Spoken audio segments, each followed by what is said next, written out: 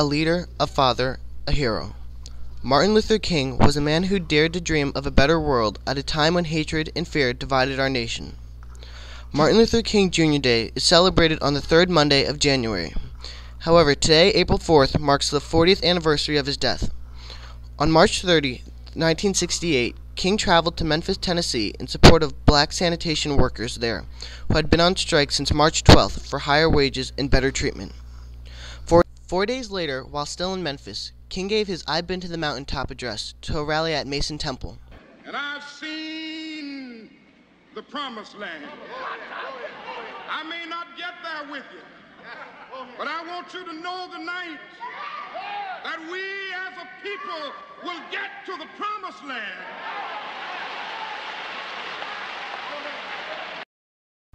The next day, while standing on the second balcony at the Lorraine Motel at 6:01 p.m., Martin Luther King was assassinated by a man named James Earl Ray.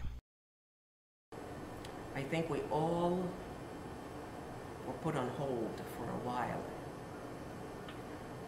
Waiting for what? I'm not sure, but just hoping for divine intervention that we could find another way.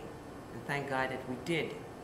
There were a great deal of good things that came out of this very sad occasion, this great loss.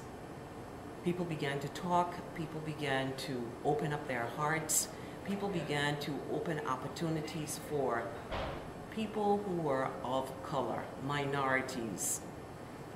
When Dr. King's death became more than just the end of a black hero, but a champion for human rights, for all people's rights, all over the world.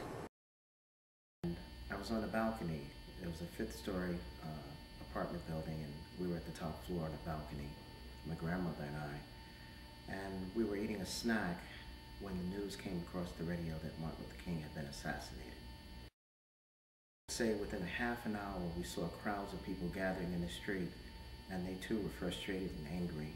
And it was the first time that I was able to witness a full-fledged riot. People began looting, throwing garbage cans through windows, and it was a way of expressing how angry and disappointed and upset that they were. Over 100,000 people attended Martin Luther King's funeral at Southview Cemetery in Atlanta. He was later moved to the King Center. Reporting for KHSTV, I'm Ethan Burwell.